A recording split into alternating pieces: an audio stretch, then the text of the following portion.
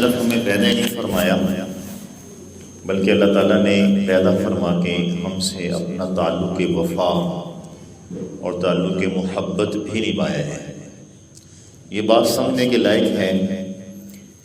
ہم سمجھتے ہیں کہ شاید اللہ تعالیٰ صرف ہمارے خالق ہیں یا ہمارے مالک ہیں، یا اللہ تعالیٰ ایک شارع ہیں جنہوں نے ہمیں شرع عطا فرمائی اور ہمیں احکامات کا پابند فرما دیا، بس ہم اس کی عبادت کے لیے پیدا کیے گئے ہیں۔ یہاں تک جو بات ہے کہ اس کی عبادت کے لیے پیدا کیے گئے ہیں، اللہ ہمارے خالق ہے، مالک ہے، اس میں تو کوئی شک نہیں ہے۔ یقیناً وہی خالق ہیں، وہی مالک ہیں، وہی ہمارے رازق ہیں، وہی مشکل کشا ہیں، وہی حاجت روا ہیں، اس میں کوئی شک نہیں ہے۔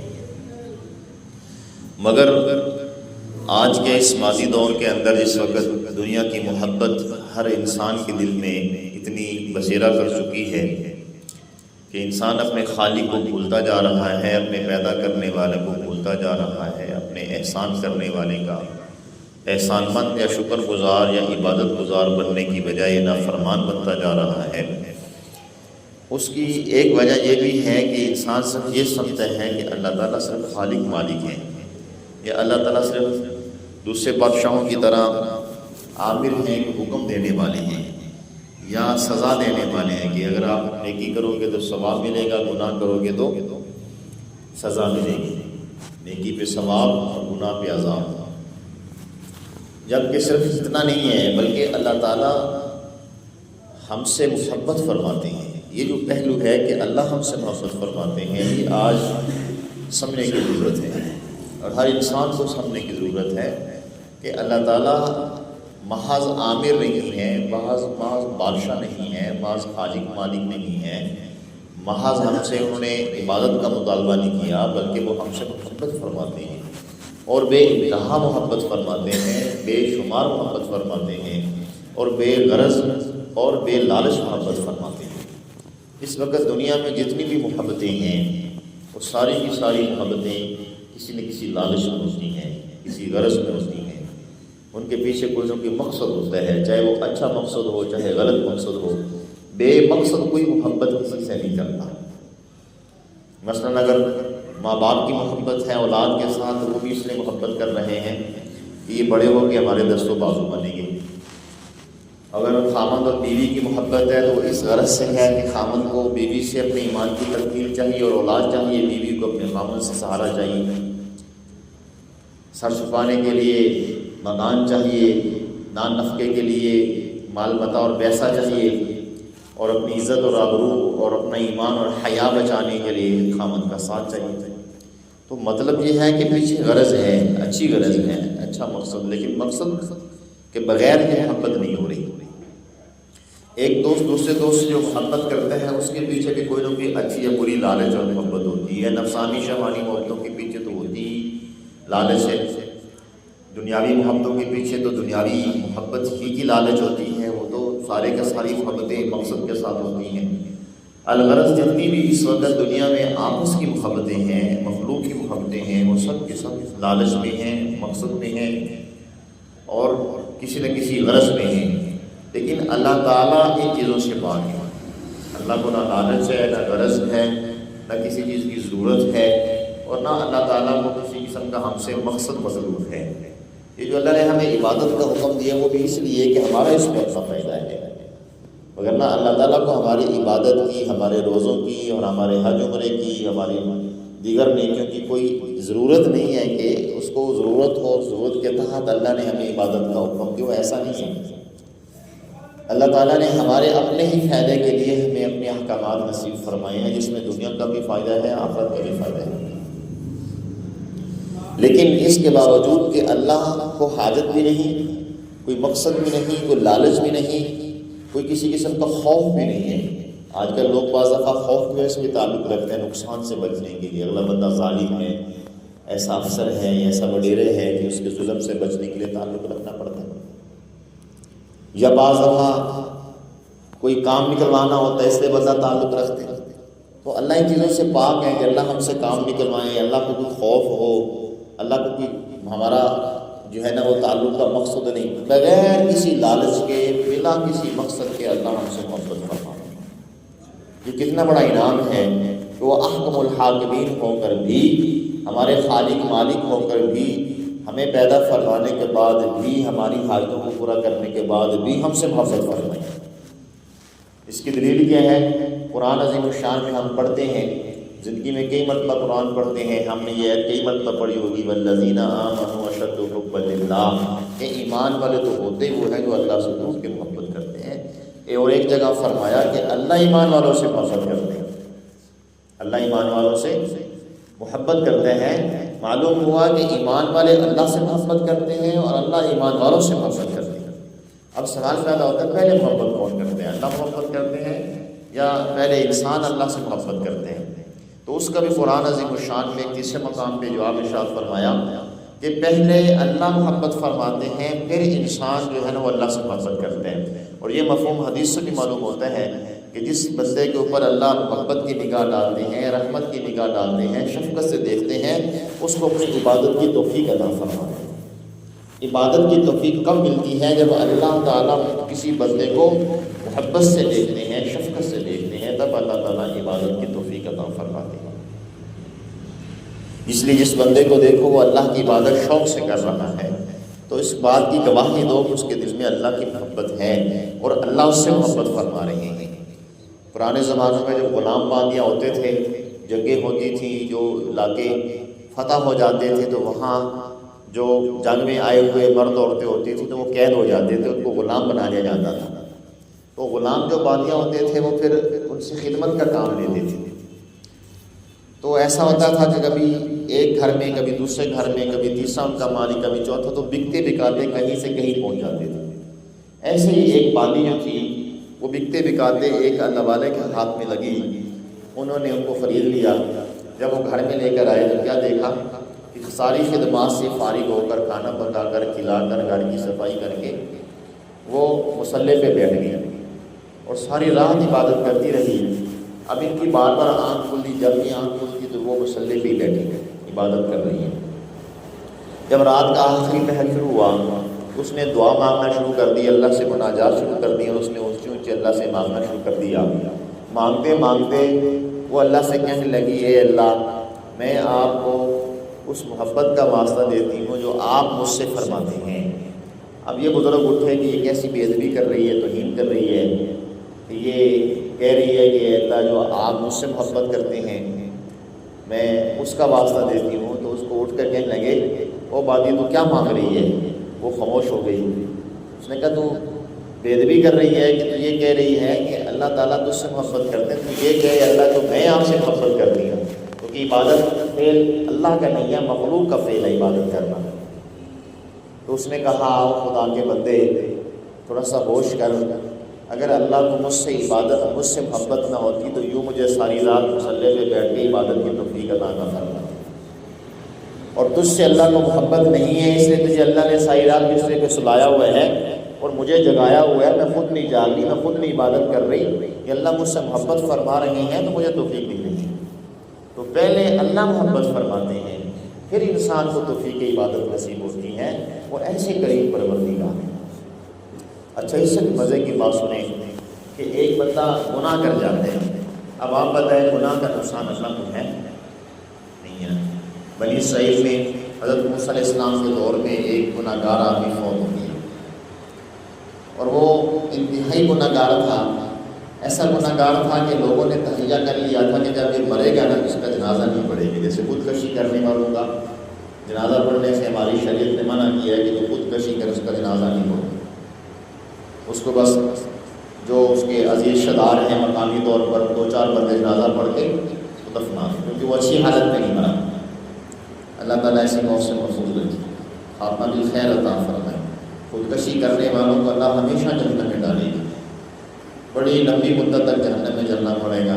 علامات والنفیس، صرف یہ نہیں ہے کہ اللہ کا عذاب ہوگا، قرآن کہتا ہے کہ اس کے اوپر اللہ کا غصہ بھی نازل ہوگا۔ چھوٹے چھوٹے لڑائی جھگڑوں کی وجہ سے خودکشی کر لینا، پریشانی کی وجہ سے خودکشی کر لینا، علماء نے لکھا ہے خودکشی کفر کے مترادف ہے۔ زندگی اللہ کا انعام ہے اور اللہ کی نعمت کا انکار کرنا یہ کفر ہے۔ تو اللہ تعالیٰ نے ایمان دیا، اسلام دیا، جان عطا فرمائی، زندگی عطا فرمائی، اس کا انکار کرنا یہ کفر ہے۔ اس لیے علماء نے فرمایا ایسی حالت میں مرنے والے کا جنازہ بھی نہیں ہو۔ تو انہوں نے کہا کہ ہم اس کا جنازہ نہیں پڑھیں گے، کیوں؟ اس لیے کہ اس کی زبان سے، قول سے، فعل سے کسی قسم کی جو اس کے بدن ہے، اعضاء ہیں، کوئی دوسرا محفوظ نہیں ہے۔ کسی کو گالیاں دیتے ہیں، تو کسی کو مارتا ہے، تو کسی کے ساتھ زیادتیاں کرتا ہے، کسی کو دھوکہ دیتا ہے، فرار جھوٹ کی زندگی سے اتنے تنگ تھے کہ انہوں نے کہا کہ اس کو جب جنازہ مرے گا تو اس کو ہم قبرستان میں بھی دفن نہیں کریں گے۔ اللہ کی شان، شراب پیتا تھا، شرابی آدمی تھا، اب شراب کی وجہ سے صحت گھٹتی گئی، کمزور ہوتی گئی، ختم ہوتی گئی، توبہ کی طرف دھیان نہ کیا، اور جوانی ہی کے اندر اس کو موت آ گئی۔ جب وہ مرا تو بنی اسرائیل کے جو لوگوں نے، جو اس حضرت موسیٰ علیہ السلام کے امتی تھے، انہوں نے اعلان کر دیا کہ فلاں شرابی آدمی، فلاں گناہگار آدمی نا فرمان اللہ کا فوت ہو گیا، لہذا ہم اس کا جنازہ نہیں پڑھیں گے اور اس کو غسل اور کفن بھی نہیں دیں گے، اور خبردار نے اس پہ قریب کیا۔ اب سب نے اتفاق کر لیا، جس کو پنجابی میں کہتے ہیں ایکا کر لیا۔ اب اتفاق کر لیا تو انہوں نے اس کو اٹھا کر، گھسیٹ کر، بجائے نہلانے کے، غسل دینے کے، جنازہ پڑھنے کے، روڑی جہاں کوڑا پھینک کے وہاں پھینک دیا۔ اب یہ بڑا پریشان ہوا کہ میری بیوی، میرے رشتہ داروں نے مجھے چھوڑ دیا، اتنا ہی میں گناہ گار ہوں، اتنا ہی میں اللہ کا نافرمان ہوں۔ اب اس کو احساس ہوا، اٹھ نہیں سکتا تھا، چل نہیں سکتا تھا، بیماری کی یہ حالت تھی کہ کسی کو بات نہیں کر سکتا تھا، اشاروں سے بات سمجھا پاتا تھا بس۔ اب یہ اپنے اشاروں سے کسی کو کہتا بھی ہے کہ مجھے اٹھاؤ، اس کا اشارہ کو نہیں سمجھتا، دور سے ہی لے کے نکل جاتے ہیں۔ پھر اس نے اپنے گھر کو دیکھا تو گھر کا دروازہ بھی بند تھا۔ اس کو امید تھی کہ میری بیوی آئے گی، جب قوم قبیلے والے واپس چلے جائیں گے، سو جائیں گے، تو میری بیوی آئے گی تو مجھے وہ اٹھا کے لے جائے گی، لیکن انتظار کرتا رہا، اس کی بیوی بھی نہیں آئی، دیگر اس کے رشتہ دار بھی چھوڑ گئے۔ اب یہ روڑی کے اوپر پڑا ہے تو اچانک اس کے دل میں خیال آیا، یا اللہ، سارے لوگ مجھے چھوڑ گئے ہیں، میں آپ کا نافرمان ہوں، میں مانتا ہوں گناہ گار ہوں، اس قسم پرسی کے عالم میں روڑی پہ پڑا ہوں، کوئی میرا سہارا نہیں ہے، اے اللہ اس حالت میں تو ہی میری مدد فرما سکتا ہے، بے سہاروں کا تو ہی سہارا ہے، مجھے معاف فرما دے۔ اب جب موت آ رہی ہے اور ادھر بیمار ہے، گناہ گار ہے، لوگوں نے نفرت کر کے روڑی پہ پھینکا ہوا ہے، اور یہ اللہ سے لو لگا کے مانگ رہا ہے کہ اللہ مجھے معاف فرما دے، میں گناہ گار ہوں، زندگی میں نے گناہوں میں گزار دی ہے۔ اور یہ دعا مانگتے مانگتے جو میں جو جملہ سنانا چاہتا ہوں مجھے، کہ آخر میں یہ کہنے لگا کہ اللہ اگر مجھے یہ معلوم ہو جائے کہ میرے معاف نہ کرنے سے تیری شان بڑھ جائے گی تو میں آپ سے معافی نہیں مانگتا، اور اگر یہ مجھے معلوم ہو جائے کہ میرے معاف کرنے سے تیری شان بڑھ جائے گی تو تب بھی میں آپ سے معافی نہیں مانگتا۔ اگر مجھے آپ نے معاف نہیں کرنا تو میری ایک درخواست قبول کر لیجئے، ساری انسانیت کے گناہوں کو میرے نامہ مال میں ڈال دیجئے، ساری انسانیت کو جو آج تک آئے سب کو جہنم سے بچا لینا، مجھے اکیلے کو جہنم میں ڈال دینا۔ اس طریقے سے ندامت کے ساتھ دعا کرنے سے اللہ کی رحمت کو جوش آ گیا۔ حدیث پاک میں آتا ہے کہ اللہ تعالیٰ نے اس بندے کو 3 انعام عطا فرمائے توبہ کی برکت سے۔ حدیث میں آتا ہے، نبی کریم صلی اللہ علیہ وسلم کا ارشاد ہے، مفہوم ہے کہ مرنے سے پہلے بھی کوئی بندہ اگر توبہ کرنا چاہتا ہے تو اس کی توبہ بھی اللہ قبول فرماتا ہے۔ وہ ایسے کریم ہیں، وہ ایسے رحیم ہیں، وہ ایسے پروردگار ہیں۔ اب یہ حدیث میں آیا کہ جو ہے یہ آدمی اللہ سے مانگ رہا ہے تو اللہ نے کیا انعام عطا فرمایا؟ سب سے پہلے اللہ نے اس کی بخشش فرمائی۔ دوسرا، اس کے سارے جو گناہ تھے زندگی کے، اتنے گناہوں کے بقدر اللہ نے اس کو نیکی عطا فرمائی۔ اور تیسرا انعام یہ عطا فرمایا، حدیث میں آتا ہے کہ حضرت موسیٰ علیہ السلام کو اللہ نے وحی نازل فرمائی کہ موسیٰ، میرا ایک دوست جو ہے فلاں بستی میں، فلاں قوم قبیلے میں فوت ہوا پڑا ہے، اس حالت میں ہے کہ روڑی پہ پڑا ہے، قوم چھوڑ چکی ہے، اس کے پاس جاؤ، اس کو اٹھاؤ، غسل دو، کفن دو، اس کا جنازہ پڑھاؤ اور لوگوں کو اعلان کرو کہ جس نے اپنے گناہ بخشوانے ہیں میرے دوست کا جنازہ پڑھ لیں، اس کے گناہ معاف فرمائیں۔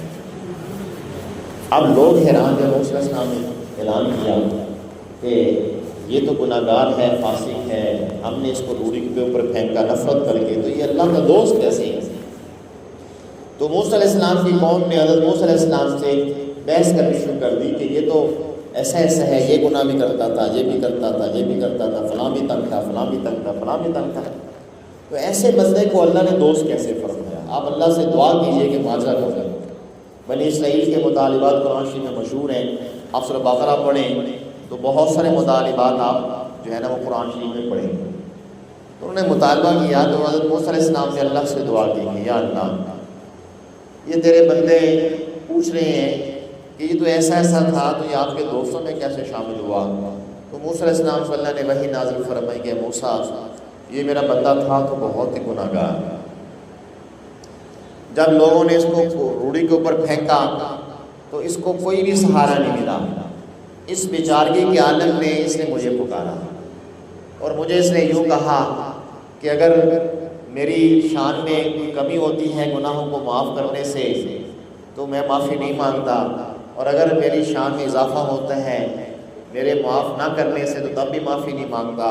جب کوئی چیزوں سے ہے ہی پاک کہ کوئی گناہ کرے تو یہ نقصان نہیں ہوتا، کوئی نیکی کرے تو یہ فائدہ نہیں ہوتا، گناہ کا نقصان بھی اپنے ہے، نیکی کا نقصان بھی اپنے ہے، تو اعلیٰ عرفہ قریب ذات ہے۔ اور پھر یہ کہنے لگا کہ اے اللہ اگر میرا جہنم میں جانا مقدر ہی آپ نے لکھ دیے ہے تو ساری انسانیت کے گناہ میرے اوپر ڈال دیجئے، مجھے اکیلے کو جہنم میں ڈال دیجئے۔ اے موسیٰ اس عالم میں تنہائی کے اور بیچارگی کے عالم میں اس بندے نے مجھے پکارا، اب تو بتا کہ میں خدا بھی اس کی بات نہ مانتا تو کہاں جاتا بیچارہ؟ اس کی توبہ کو میں نے نہ صرف قبول فرمایا، اس کی گناہوں کو میں نیکیوں میں تبدیل فرما دیا اور پھر میں نے اپنے دوستوں میں شامل کر لیا۔ اب لوگوں کو بتا دو جس کا جنازہ پڑھیں گے ہم اس کے گناہوں کو بھی معاف فرما دیں۔ امت میں ایسے لوگ ہوتے ہیں جو اللہ کے انتہائی مقرر ہوتے ہیں، ان کا جنازہ پڑھنے سے بھی اللہ بخشش فرماتے ہیں۔ پچھلے دنوں میں ایک صاحب یاد فرما رہے تھے، نیٹ کے اوپر میں سنتا تھا ان کا بیان، مختصر سا کلپ تھا، کسی دوست نے مجھے بھیجا۔ اس سال میں تھوڑا عرصہ پہلے ہمارے بہت بڑے بڑے مشائخ اور علماء اس دنیا سے رخصت ہوئی۔ ہمارے استاد حضرت مولانا فضل الرحیم صاحب شیخ الحدیث تھے، جامعہ اشرفیہ کے محترم تھے، وہ فوت ہوئے۔ حضرت مولانا سید مختار الدین شاہ صاحب ان کا انتقال ہوا، بہت اللہ کے نیک ولی تھے۔ اور ہمارے حضرت مولانا فیض الفقار صاحب رحمۃ اللہ علیہ، وہ اللہ کے نیک بندوں میں سے ان کا انتقال ہوا۔ تو یہ ایسے جنازے تھے کہ ان کے جنازوں میں شرکت بھی کیا تھی، بخشش کا ذریعہ تھی۔ تو وہ بتا رہے تھے کہ ہم جو ہے نا ایک جگہ بیان پہ ہم نے پہنچنا تھا،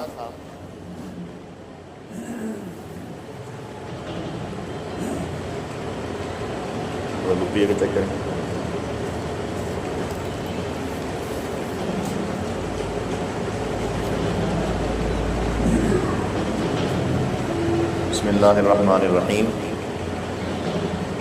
بسم اللہ الرحمن الرحیم، بسم اللہ الرحمن الرحیم،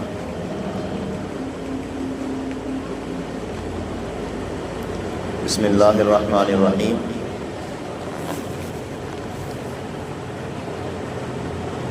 بسم اللہ الرحمن الرحیم۔ ایک دفعہ بند کر کے دوبارہ سنائیں۔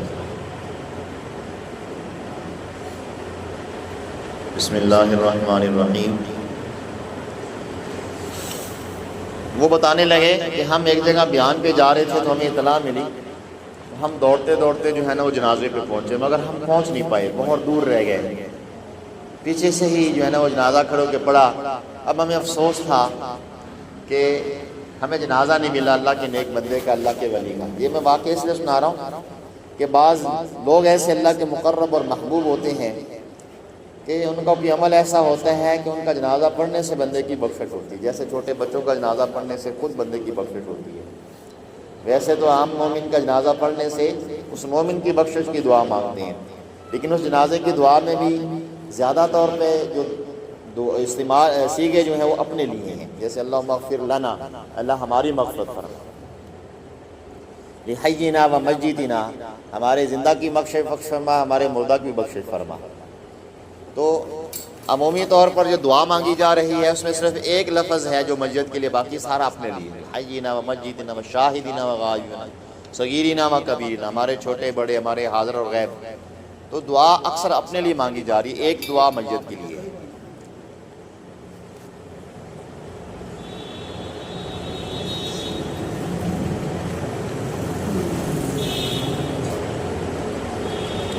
مگر جو اولیاء اللہ ہوتے ہیں، نیک لوگ ہوتے ہیں، یا چھوٹے بچے ہوتے ہیں، ان کا جنازہ پڑھنے سے ہم اپنے حق میں شفاعت کر رہے ہوتے ہیں. جیسے بچوں کے دعا، نماز جنازہ کی دعا میں پڑھتے اللہم اجعلہ لنا فرۃ واجعلہ لنا شافیۃ ومشفعا، کہ ان کو ہمارے لیے سفارش کیا ہوا اور سفارش کرنے والا بنا. تو ان کو اپنے حق میں ہم جو ہے نا وہ دعا لیتے ہیں ان سے.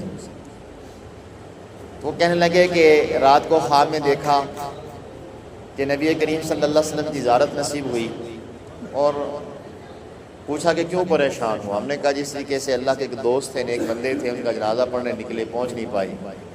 تو آپ صلی اللہ علیہ وسلم نہیں بلکہ حضرت جی کی زیارت ہوئی، اور حضرت جی نے ان کو پوچھا بھی کیوں آپ پریشان ہیں.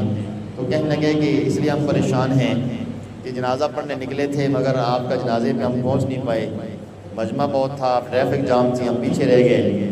تو فرمایا کہ جن لوگوں نے اس جنازے میں شرکت کی ہے اللہ تعالیٰ نے ان کی بھی، اور جن کا ارادہ تھا پہنچ نہیں پائے ان کی بھی اللہ نے بخشش فرما دی. تو ایسے اولیاء کرام جن کے جنازے پڑھنے سے بھی بخشش ہوتی ہے. تو بعض دفعہ بظاہر انسان گناہ گار ہوتا ہے، لیکن آخری وقت اللہ تعالیٰ اس بندے کی توبہ قبول فرما لیتے ہیں اور اس بندے کو اپنے اولیاء میں شمار فرما لیتے ہیں. ایسے کئی واقعات ہیں. تو یہ ایک واقعہ بنی اسرائیل کا بھی ہے کہ اللہ تعالیٰ نے اس کو اپنے اولیاء میں شامل فرما لیا. موسیٰ علیہ السلام نے اس کا جنازہ پڑھایا اور اس کی بخشش بھی ہو گئی، اور اس کے نیکیاں جو ہے، گناہ جو تھے اس سے برابر نیکیاں بھی اس کو عطا کر دی گئیں. اب اس واقعہ سنانے کا مقصد یہ تھا کہ اللہ تعالیٰ کو ہمارے گناہوں کا نقصان نہیں ہے، اللہ تعالیٰ کو ہماری نیکی کا فائدہ نہیں ہے. اس کے باوجود اللہ ہم سے محبت فرماتے ہیں. کوئی بندہ نیکی کرتا ہے تو اجر عطا فرماتے ہیں، پھر توبہ کرتا ہے تو اللہ اس کی توبہ کو قبول فرما لیتے ہیں. اچھا بالفرض بھی بندہ توبہ نہیں بھی کرتا تو پھر بھی اللہ کی محبت کا آپ اندازہ لگائیں کہ اللہ مواقع عطا فرماتے ہیں. مثال کے طور پر ایک موقع یہ ملا کہ جو بندہ توبہ کرتا ہے، یعنی خود استغفار کرتا ہے، توبہ کرتا ہے، تو اللہ رب العزت اس کی توبہ استغفار کو قبول فرما کے بہانہ بنا کے اس کو معاف فرما دیتے ہیں. نمبر 2، قرآن شریف جب بندہ پڑھتا ہے تو قرآن کے ختم پر جب دعا مانگتا ہے اس وقت بخشش کی دعا مانگے، اللہ اس کو معاف فرما دیتے ہیں. نمبر 3، بعض لوگوں کی دعا سے اللہ تعالیٰ بخشش فرما دیتے ہیں. اور نمبر 4، شب جمعہ کو اللہ تعالیٰ بہت سے لوگوں کی بخشش فرماتے ہیں. نمبر 5، شب برات میں لاکھوں کروڑوں لوگوں کی اللہ خود سے بخشش فرماتے ہیں. اور نمبر 6، جب رمضان مبارک آتا ہے تو رمضان مبارک میں اللہ تعالیٰ پہلی رات بہت زیادہ لوگوں کی بخشش فرماتے ہیں جو ہمارے شمار میں بھی نہیں ہے. اور اس کے بعد ہر روز افطاری کے وقت میں 10 لاکھ بندوں کی بخشش کی جاتی ہے اپنی طرف سے، اللہ اپنی طرف سے. حالانکہ ہمارے گناہوں کا اللہ کا نقصان بھی نہیں ہے، پھر بھی اللہ بخشش فرما رہے ہیں. حدیث میں آتا ہے کہ روزہ دار کی کوئی نہ کوئی دعا قبول ہوتی ہے، پھر اس روزہ دار کے لیے بخشش کے لیے پرندے ہوا میں، مچھلیاں دریا میں، فرشتے فضاؤں میں، اور چیونٹیاں بلوں کے اندر مغفرت کی دعا کرتی رہتی ہیں. یہ جو بندہ روزہ رکھ رہا ہے، جس نے رمضان کا روزہ رکھا ہے یا کوئی بھی روزہ نفلی رکھا ہے، اب آپ بتائیں کہ روزہ اس نے رکھا ہے، اللہ کا حکم تھا پورا کر دیتا بس، لیکن اس کے باوجود اللہ تعالیٰ نے اپنی مخلوق کے ذمہ لگا دیا کہ کہیں میرا بندہ غافل نہ ہو جائے بخشش مانگنے سے. تم دعا کرو، تمہاری دعا قبول کر کے میں اپنے بندے کو معاف فرما دوں. وہ کتنا ہم سے محبت فرماتے ہوں گے، ہم اندازہ بھی نہیں لگا سکتے. تو ہم اس زاویے سے دیکھیں، اس نظریے سے دیکھیں کہ اللہ ہم سے کتنی محبت فرماتے ہیں. پھر ہمارے دل میں بھی تقاضا پیدا ہوگا کہ ہمیں بھی اللہ سے محبت کرنی ہے اور اللہ سے اظہار محبت کرنا ہے. اظہار محبت کیا ہے؟ رمضان کے روزے رکھتے رہنا، نمازیں پڑھتے رہنا، قرآن سیکھتے رہنا، قرآن کی تلاوت کرتے رہنا، دیگر نیکیوں کا اہتمام کرنا، نبی علیہ السلام کی سنتوں کا اہتمام کرنا، یہ محبت کا اظہار ہے. پھر یہاں تک بس نہیں فرمائی بلکہ لیلۃ القدر عطا فرما دی ہمیں. لیلۃ القدر کا ثواب خیر من الف شہر، 1000 مہینوں سے بھی زیادہ، 82 سال سے بھی اوپر کا زمانہ بنتا ہے. ایک رات کی عبادت پہ بخشش بھی ہوئی اور 82 سال سے اوپر کے زمانے کی ہمیں عبادت کا ثواب بھی دیا جا رہا ہے. یہ اس کی عطا نہیں ہے تو اور کیا ہے. پھر جب آخری رات رمضان مبارک کی آتی ہے، جتنے پورے رمضان میں اللہ بخشش فرماتے ہیں پھر سے اپنے بندوں کی اتنی بخشش فرماتے ہیں. پھر جب عید بندہ پڑھتا ہے تو حدیث میں آتا ہے اللہ اعلان کرواتے ہیں کہ ان کی جزا کیا ہونی چاہیے جنہوں نے عبادت کی ہے، ان کا بدلہ کیا ہونا چاہیے، ایسے مزدوروں کو کیا انعام میں دینا چاہیے. فرشتے کہتے ہیں اللہ ان کو پورا بدلہ دے دیا جائے. حدیث میں آتا ہے جب عیدگاہ سے لوگ جنہوں نے نمازیں پڑھی ہوتی ہیں، تراویح پڑھی ہوتی ہیں، روزے رکھے ہوتے ہیں، تو ایسے مرد ہوں یا ایسی عورتیں ہوں، اب عورتوں نے عیدگاہ تو نہیں جانا، لیکن جب مرد عیدگاہ سے مرد واپس لوٹتے ہیں تو وہاں مردوں کو بھی اللہ بخشش فرماتے ہیں، تو وہاں عورتوں کی بخشش ہوتی ہے، اعلان ہوتا ہے کہ اپنے گھروں کو اس طرح واپس لوٹ جاؤ جیسے ماں کے پیٹ سے پہلے دن پیدا ہوئے تھے۔ یہ جو مواقع ہمیں عطا کیے جا رہے ہیں، جو محبت ہی تو ہے، ورنہ اللہ کو کیا ضرورت ہے؟ کبھی رمضان کو بہانہ بنا رہے ہیں، کبھی لیلۃ القدر کو بہانہ بنا رہے ہیں، کبھی قرآن کی تلاوت کو بہانہ بنا رہے ہیں، کبھی روزے کو بہانہ بنا رہے ہیں، کبھی شب برات کو بہانہ بنا رہے ہیں، کبھی لیلۃ القدر کو بہانہ بنا رہے ہیں۔ اعتکاف، ایک اعتکاف بیٹھنے سے انسان زمین و آسمان کے درمیان 2 خندقیں بھی ہوں، اس سے بھی زیادہ فاصلہ پیدا ہو جاتا ہے جہنم میں اور اس بندے کے درمیان، یعنی اللہ اس کو جہنم سے دور کر دیتے ہیں ایک دن کے اعتکاف سے۔ جو 10 دن اعتکاف بیٹھتے ہیں تو اس کو نہ جانے کتنا ثواب ملتا ہوگا۔ رمضان مبارک میں اللہ اعمال کا ریٹ بڑھا رہے ہیں، ایک نفل کا ثواب فرض کے برابر کر دیا اور ایک فرض کا ثواب 70 فرضوں کے برابر کر دیا۔ بھئی کیا ضرورت تھی؟ جنت اللہ نے سستی کر دی، ریٹ بڑھا دیا، اعمال کا وزن بڑھا دیا، اعمال کا ریٹ بڑھا دیا کہ میرے بندے سارا سال غافل رہے، میری عبادت نہیں کر پائے، اب اس مہینے میں تھوڑی سی عبادت کریں گے، ہم ان کو بہت زیادہ عطا فرما دیں۔ وہ کتنی پیار کرنے والی ذات ہے۔ ہمیں بھی چاہیے ہم اللہ کی نافرمانی چھوڑ کر اس سے محبت کریں اور اللہ کی نافرمانی چھوڑ کر اس کی عبادت میں لگ جائیں۔ اس رمضان کو اپنے لیے بخشش کا بہانہ بنا لیں، اللہ تو بخشنے کے لیے تیار بیٹھے ہیں، بس ایک تھوڑی سی کمی ہے، ہم توبہ کر لیں اور آئندہ کے بعد عزم بالجزم کر لیں کہ ہم گناہ نہیں کریں گے، اللہ فوراً ہمیں معاف فرما دے۔ رمضان المبارک میں بخشش اتنی آسان ہے کہ اس سے پہلے کبھی نہ آسان ہوتی نہ بعد میں، لیکن بخشش تو ہے ہی آسان جب بندہ توبہ کرتے ہے، لیکن رمضان مبارک میں اللہ بہانے بنا بنا کے بندوں کو معاف کر رہے ہوتے ہیں، تو جب وہ خود ہی دینا چاہ رہے ہیں اس کے باوجود ہم ہی نہ لیں تو کتنی بڑی محرومی والی بات ہے۔ اللہ تعالیٰ سے دعا کرتے ہیں کہ اللہ تعالیٰ ہم سب کی بخشش فرما دے اور اس رمضان مبارک کو ہمارے لیے ایسا رمضان بنائے کہ اللہ ہم سے راضی ہو جائے اور اس کے بدلے ہمیں جنت عطا فرما دے اور ہمیشہ اپنی رضا کا اعلان فرما دے۔ وآخر دعوانا الحمدللہ رب العالمین۔ کس بچے کا قرآن شریف کا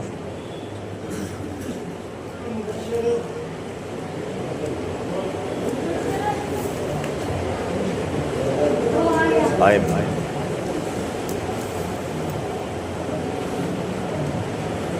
ادھر